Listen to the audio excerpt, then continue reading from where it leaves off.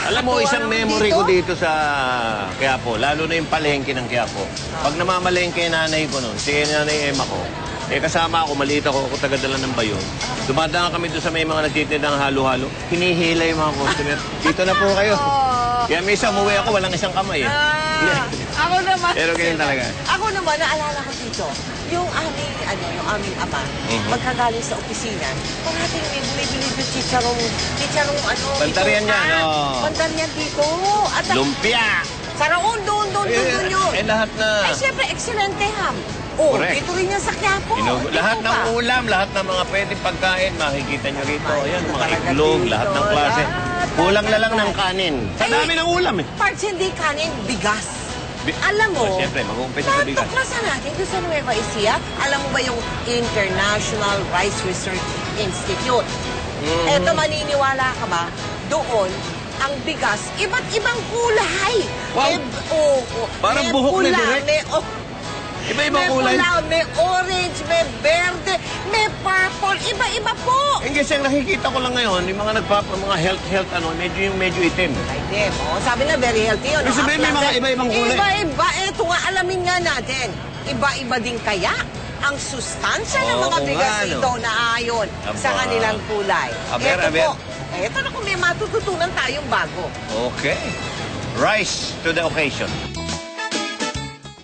Bigas na pampabata at pampaseksi, bigas laban sa konstipasyon, bigas na para sa mga diabetics at bigas na tumutulong upang maiwasan ang kanser. Iba to! Kung nagsasawa ka na sa regular na puting kanin at naghahanap ng kakaiba at mas malusog na alternatibo, samahan nyo kami. Palawigin ang pagpipilian at ating bigyang kulay ang ating mga kanin.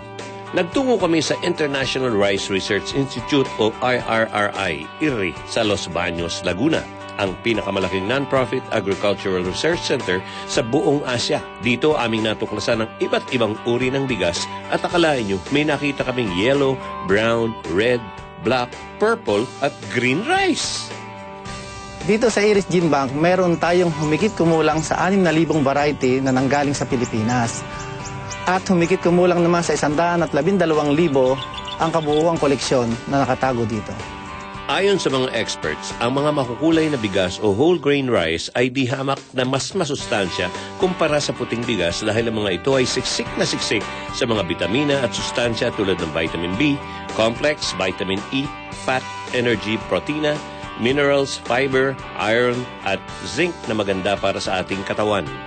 Anthocyanin is, in layman's term, is just the pigment in rice that makes the colored rice have more antioxidant properties. In general, colored rice would be better than the regular brown rice. Kagaya ng brown rice, ay tsak na hindi lang konstipasyon ang mawawala sa iyo dahil ito ay nakakatulong din pang-control ng diabetes. At ang purple rice, ito ang napag-alaman na mataas sa protina at mababa ang carbohydrate content kumpara sa regular na puting bigas.